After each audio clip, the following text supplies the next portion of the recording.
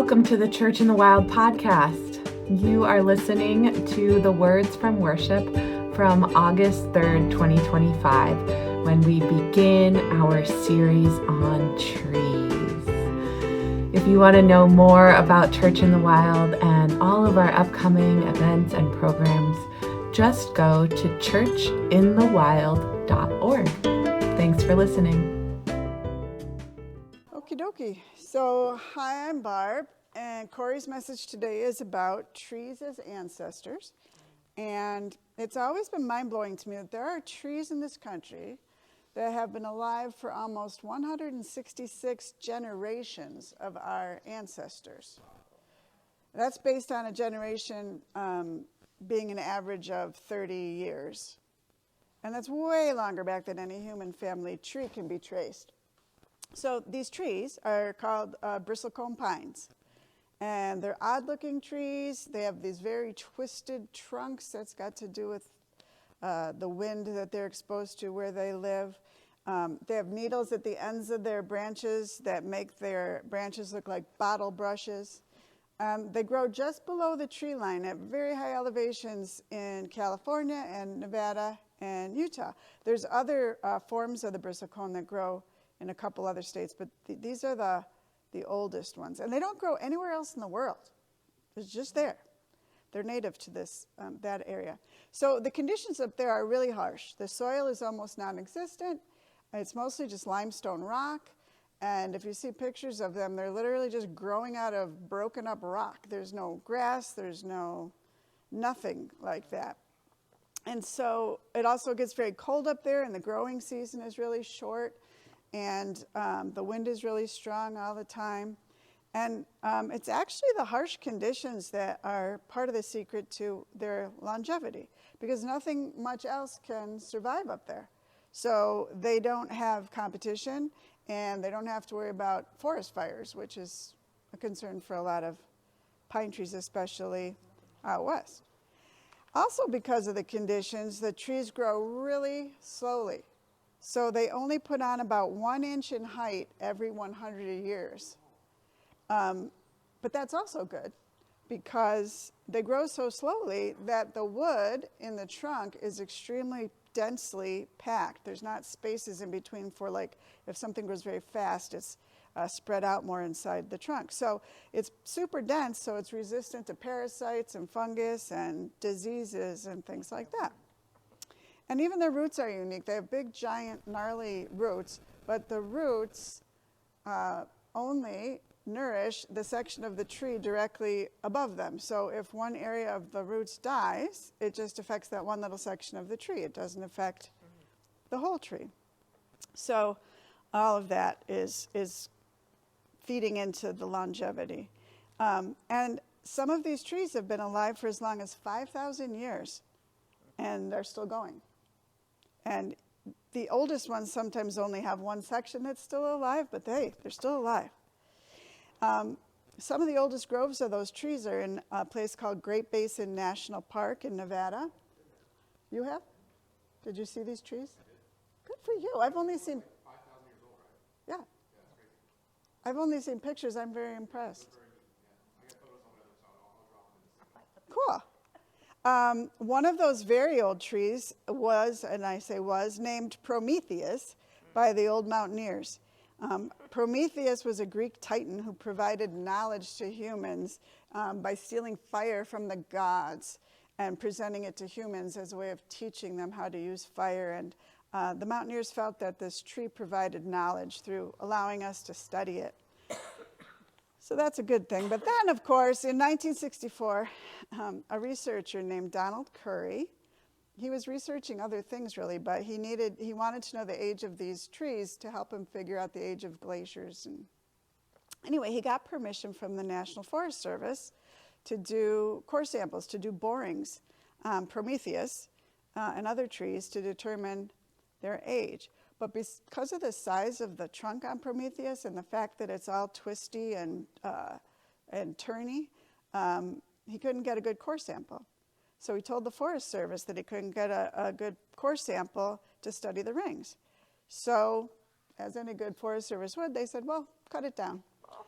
So they cut down this tree, and Curry took a big chunk of the trunk back to his lab and was studying it and counting the rings and doing all kinds of things with it. And he kept recounting because he was not in belief of what he was counting. But it was determined that the tree was close to 5,000 years old. So he realized two things at the same time. One, that not only had he been responsible for finding one of the oldest trees on Earth, but he had been responsible for killing one of the oldest living things, not just living trees. There's nothing alive on Earth that was older than that. Wow. And he was haunted about that for the rest of his life, actually, and he took a lot of heat from a lot of people, and he didn't want to talk about it, and he tried to live a low lifestyle after that. But the trunk did contain a trove of information about climate changes over that time period, and it advanced the practice of carbon dating that was just getting started back then. And luckily, there's still several trees up there that are still in that age range. So there are still trees over 5,000 years old up there. And the stump of Prometheus was left, so people can still take a close look at it. It's not easy to find them. So just a thought, which this is what boggles my mind. Those trees were around, there still are. They have been around for the rise and fall of ancient civilizations in Greece and Egypt, the Bronze Age. They were here before the building of the pyramids in Egypt and the rise and fall of the Roman Empire. They were around when Jesus walked the earth. And they've lived through all of the wars that have been fought in this country and by this country and other parts of the world. And it's really hard to wrap your head around the fact that they aren't only the oldest living trees on Earth, but the oldest living things on Earth. And they're right here in our own country and nowhere else. So I hope they're able to survive all of the cuts to environmental protection over the next 4 years and the aftermath that will be left from that. Hi, I'm Dolly. Our poem today is Ancestors by Ada Limón. I've come here from the rocks, the bone-like chert, obsidian, lava rock. I've come here from the trees, chestnut, bay laurel, toyon, acacia, redwood, cedar, 1,000 oaks that bend with moss and old man's beard. I was born on a green couch on Carriager Road between the vineyards and the horse pasture. I don't remember what I first saw, the brick of light that unhinged me from the beginning. I don't remember my brother's face, my mother, my father. Later, I remember leaves through car windows, through bedroom windows, through the classroom window, the way they shaded and patterned the ground, all that power from roots. Imagine you must survive without running. I've come from the lacing pattern of leaves. I do not know where else I belong.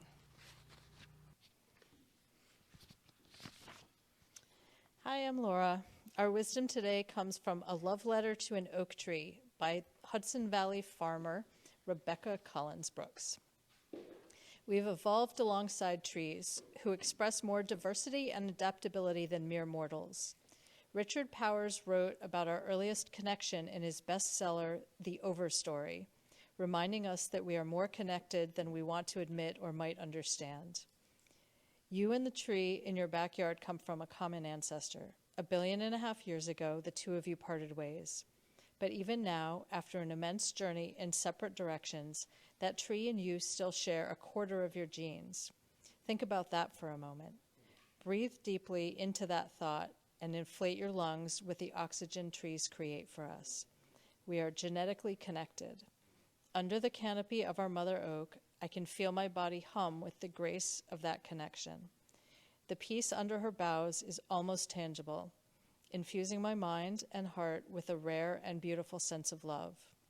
I steadfastly refuse to equate this feeling with the Tree of Souls in the Hollywood sensation Avatar. There is nothing glitzy or dramatic about our tree. It's a simple spiritual act to stand next to her. It's where I feel most connected to the divine and where I pray. There is nothing imaginary about her.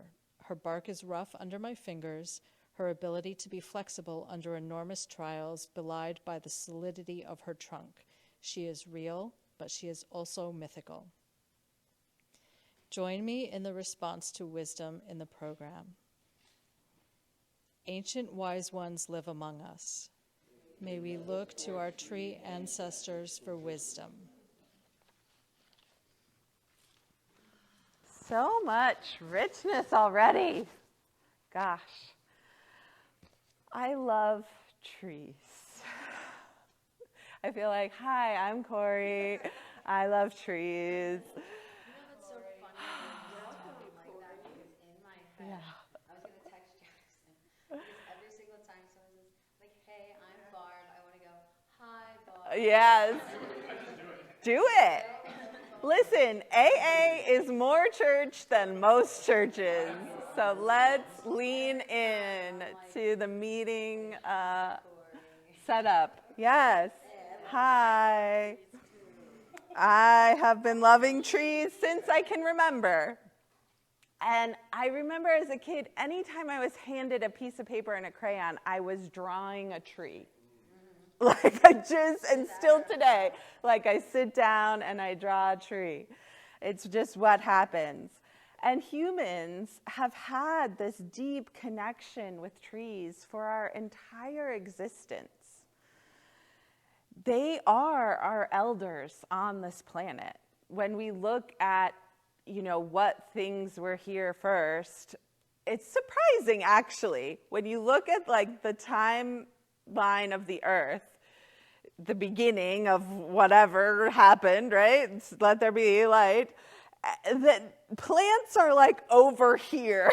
It's like a really long time. It just was wet. It just rained for a long time. And then some land started to come out. And so then we had plants for like this much. And then humanity is like down here, tiny bit. So plants and some animals and then us. It's like been a blip in the scheme of the earth. But plants were here before we were on the land, as the land came out of the waters.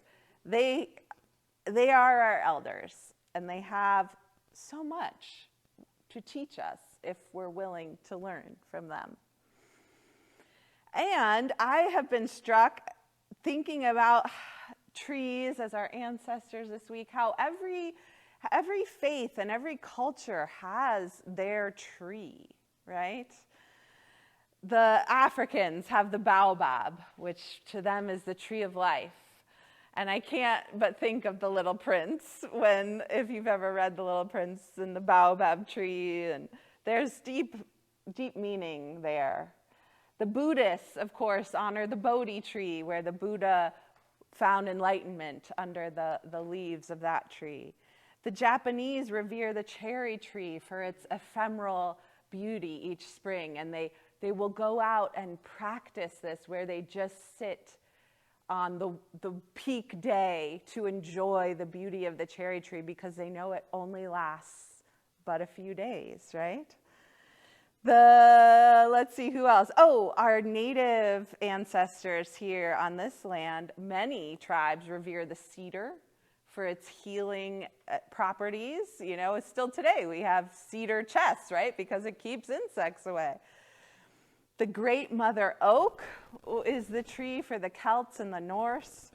And multiple native tribes, particularly the Wabanaki Confederacy, tell of humanity being created from the ash tree, which makes the loss of our ash so hard in these past several years.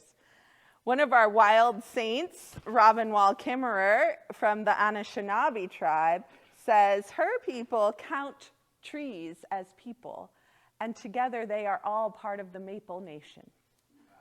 They are the Maple Nation people. And for most of humanity, I think there are just very few exceptions, right, of like desert people. Most humanity are people of trees. We have a tree we live with or under, or that is part of our cultural significance.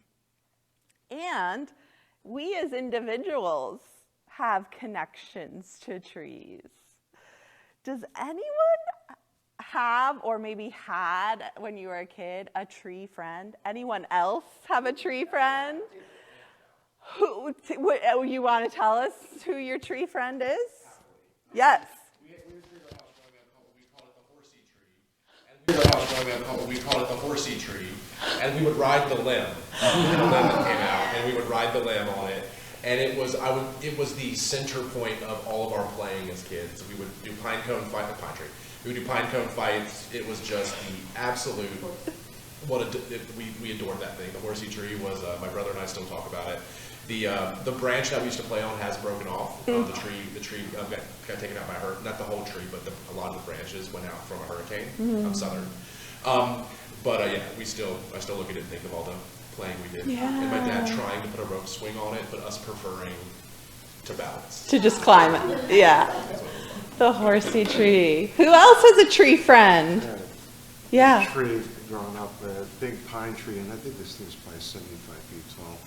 Towered over the house, and my father had gotten a rope from he worked for Esso, and he got a super tanker rope, and we hung it up there way up, and there were two branches up there that kind of worked as good seats, and they were like, I mean, it was a Victorian house, and we were up above the attic at that point next to it, so 9-foot ceiling, so we were up pretty high, and I spent the whole day up there, and we would just chat and just we'd hang out in the tree all day long.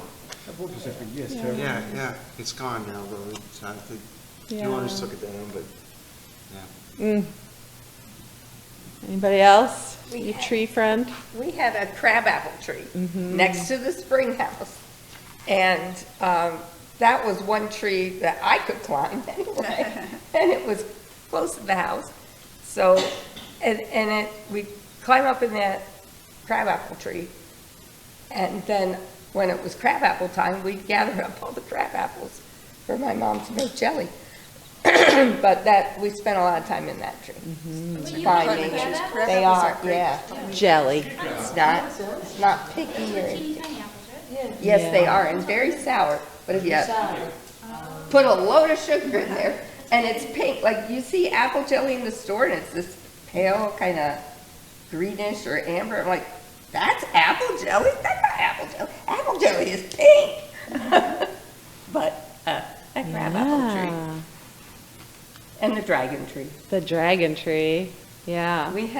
It's a dead now locust tree. It was the tallest tree in the yard.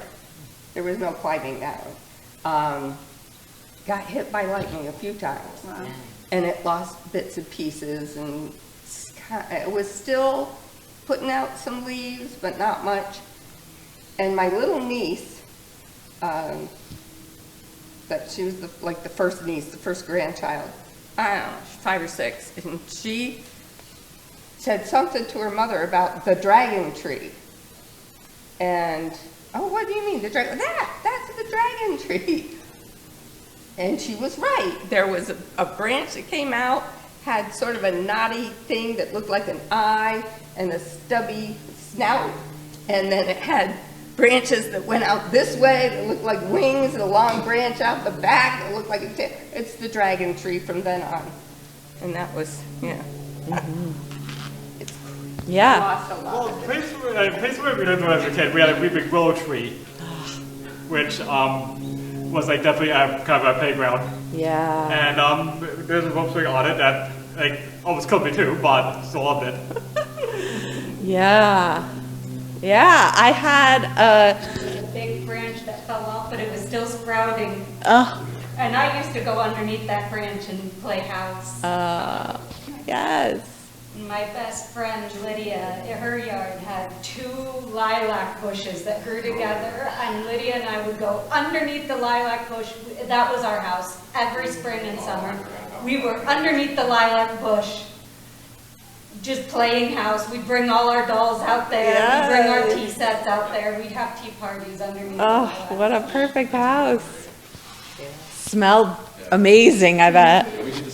It is not weird to have a tree friend. I just want to normalize that for all of us. I had a birch friend across the street from my house growing up, and it was just the sweetest thing. And the birch, are very slanty, so you could kind of like lay on its main trunk and put your legs on its other trunk. And I think I had told that tree everything. And I got the chance to go back a couple years ago and see it, and I was like, oh, we both grew so much, look at us, it's still there.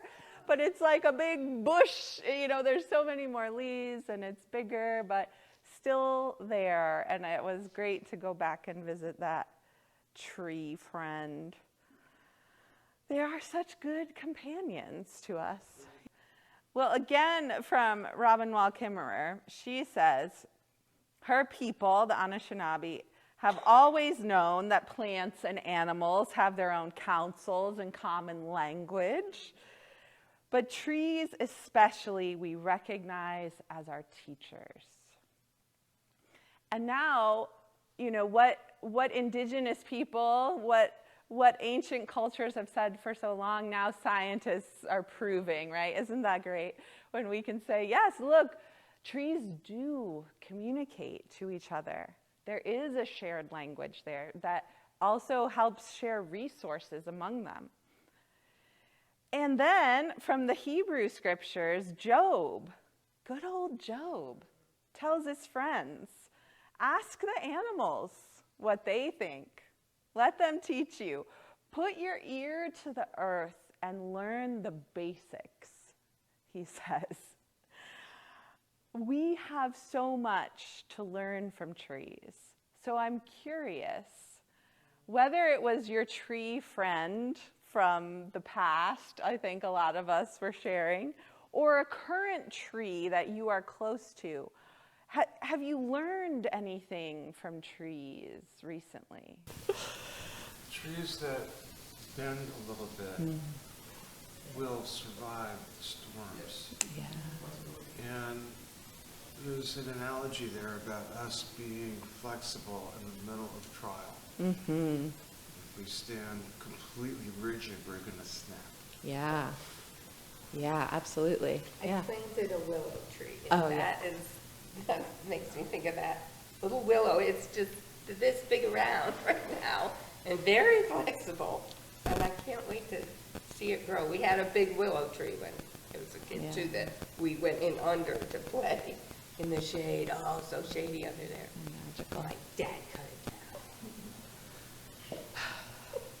What have you learned from trees? It's not. I wouldn't call this one a tree friend, but one of my favorite trees is. Do we have Spanish balsams up here, or is that a southern thing? The ones in Charleston. Okay, so we have a lot of those down south, and my family is from the coast of the Carolinas, and so our family cemetery is on the coast, and we have it's a Spanish balsam dense center of the cemetery. And I think it's one of the most beautiful trees in the whole world, while it's also a very sad place to go. And I find whenever my family goes to visit plots, we are usually talking about the tree, admiring the tree, like loving how beautiful the moss is. And I think we're all very happy as a family that is what kind of watches over our kin. And it's kind of as a duality, yin and yang kind of lesson of like there's beauty within the trees and nature, but a lot of the beauty requires death in order for it to be healthy and nourished. Yeah. And I think trees show us kind of human resilience, and also just a reminder that our blip in this journey is quite short, but the tree's going to be there when I'm buried. The tree will be there when my kiddos are buried, if that ever happens. Like that's going to be the nature of that family cemetery. Yeah. Like we'll come and go for generations, but that Spanish moss will be there for a long time. And I don't know exactly what it teaches me, but it puts shit into perspective. Yeah. If that makes sense. Yeah, that's beautiful. Does anyone else see faces in trees? Yeah. Like a dragon face. Yeah. That's where the green man comes from, right? Do you know that of the wood. there's like this, I think it's vaguely Celtic or something. If you look up like the green man, there's this mythology around, face. And then there's those faces that people even put on their trees. That's where my brain went. Yeah. That always kind of freaked me out when I see one. Yeah. Oh, I think possibly Faces in trees. And I don't see them, like, unless I'm consciously trying to connect with the trees, they don't show me the faces, you know, like, or maybe I just don't notice. But if I actually make an effort to kind of commune with them, then they'll come out for me. Yeah. Very cool. Rings, right? Lord of the Rings with the Yeah. walk. Yeah. Trees I was move. on Instagram as well. Yeah. Yeah. Jethro's also son, Jack Evergreen. Ah. Yeah, Bill. I remember as a kid, we grew up in Conklin, we lived right along the river. And all summer long, we were in the river. It was like Tom Sawyer. But there were lots of oak trees along the river. And I remember as a kid, there were just thousands of acorns. We used to love the acorns and throw them at each other. Baseball, we took a bat, hit them out into the river. We had a tree fort. Then another tree, we had a rope swing that went out to the river that just gave my mother a heart attack. I said, let the kid do it, let him live. Yeah. We loved trees. I loved them when I was a kid. And in the backyard. Now, a couple of years ago, well, probably 10 years ago now, I got a tree and I planted it out there, and it flowered, it bloomed, beautiful, nice shade tree. And I just sit out there and read my books in the shade of the tree. But I didn't get it pruned, and a big branch came out horizontally, and then there was a storm, and that branch was so heavy, it like split the trunk of the tree. So I had to have somebody come in and take the whole thing down. Nothing for a couple of years, but then I got another tree put in, and when he first put it in, the first year afterwards, it was like almost nothing. It was just like this. And I said, oh, that's never going to be a tree I can get a shade in. But now it's bloomed, and I've got another nice shade tree there where I can go out and sit with Maisie and read my books and enjoy the afternoon in the shade. They treat it. Yeah, patience. We have some maples in our backyard, and there's one closest to the house. I think they're silver maples? Yeah, they're not a sugar maple, unfortunately. But this big, old, I feel like it's a grandmother tree. She's gray and has so much moss and lichen all over her trunk. And I've been noticing as I've been paying more attention and trying to like spend time with my trees in my yard, in my hammock, which is my happy place, that there's like 4 or 5 lower branches that aren't leafing, that are just totally bare on this maple. But it is really tall. And I actually, the other night, like went all the way to the back of the yard to capture her fullness. And I couldn't believe how much bigger than the house this tree is. But it just had me thinking, like, you know, those branches down here weren't getting any sunlight. So stop putting energy into what's not feeding you, right? Like that was the message that I saw clearly in this tree of like, we can just leave these branches dormant. They don't need leaves anymore. They're not bringing in any sunlight. Let's focus on the upper story. So that was my tree lesson. And I think there just are lots of lessons we can keep learning if we pay attention and sit with trees enough. Because they're not just these biological entities in the world. They're cool, right? Like, I mean, I think of like grass as this biological entity that is everywhere and we see it. Like, okay, yeah, grass is good sometimes, not good other times, but trees are more than that. You know, there's more to them. They are part of our cultural and spiritual fabric as societies across the world and throughout history. And they have this incredible ability to link us to our past because they live so long, and to really ground us here too in the present moment. They inspire us to dream of the future too, knowing this tree is going to be here long past me. And they offer us so much just practical physically, right? Trees give us shade and shelter and sustenance and wood and all the food from fruiting trees. There are just countless ways that they enrich our lives. And so I've been calling them our Plantcestors because they are connected to us in ways that our ancestors are. And this was a fun tree fact that I've heard, and maybe Barb will tell me it's wrong. We'll see. But what the source of this I trust, but of course when you Google something, it's like a million different opinions come up anymore. It's hard to find a real fact. We need encyclopedias again. Yeah. But so trees are our Plantcestors, but all the different types of trees that there is not one common tree ancestor. It's not like there was one thing that became a tree and then all the different types of trees came from it. It was that there were many different types of plants that all figured out the best way to be a plant is to grow tall and branch out and have protecting bark and lots of leaves to catch the light. So they all the different varieties of trees can be traced back to different ancestors. They don't have one common tree ancestor, which I thought was really cool because when we look at all the incredible diversity of our trees in the world, we know this is like peak plant right here. This is like millions of years of evolution have given us trees, and how lucky are we? And another cool fact I've heard is that many tree species, as you were talking about the bristlecones, they will just keep living if conditions are perfect. If they don't get a virus or mold or hit by lightning or blown down or cut down, trees can just keep living. They don't have a natural end to their body like we do. Like eventually our organs will run out, even under the perfect conditions, right?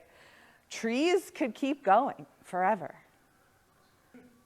They know a lot, the trees. They've been here much longer than we have collectively as the species and individually. Most trees we see are older than us.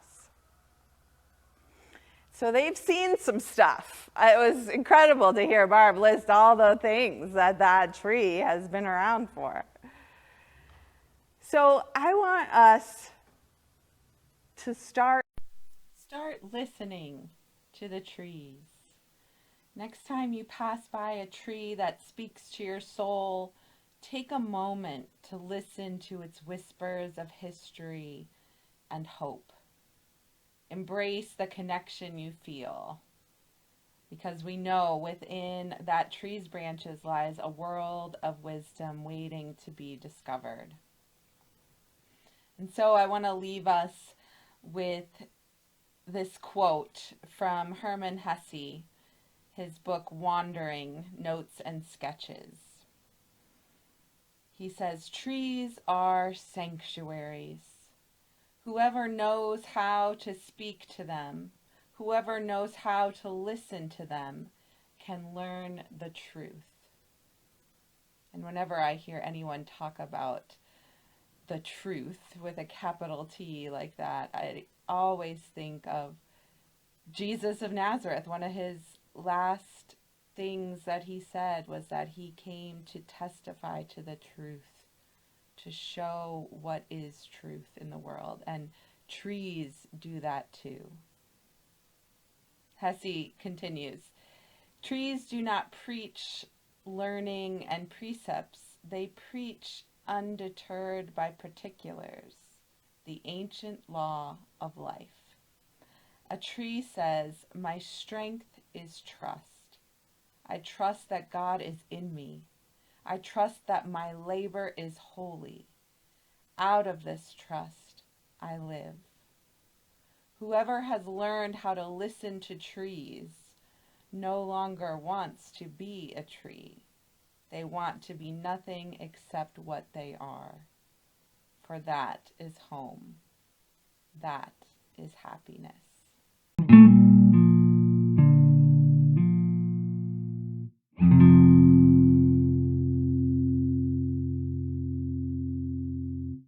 The old tree. In silence stands the ancient tree, its limbs a map of memory, with bark like wrinkled, weathered skin, a testament to years within. It knew the dawn when the world was young, heard lullabies the robins sung, and drank the rain from clouded skies with grateful roots and patient sighs. Its branches bore both nest and swing, and felt the joy that children bring. Its leaves, like lanterns in the sun, would shimmer gold when the day was done. Through storms it bowed but did not break. Through frost and fire, flood and quake, its steadfast heart, a pulsing drum, kept rhythm as the decades come. Now moss adorns its crooked frame, a crown of green, a badge of flame.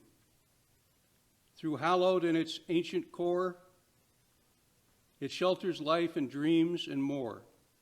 So if you pass that ancient wood, pause where the old tree proudly stood, and hear its whisper on the breeze, I am the keeper of the trees. All right. So we're going to take 10 minutes to be with a tree.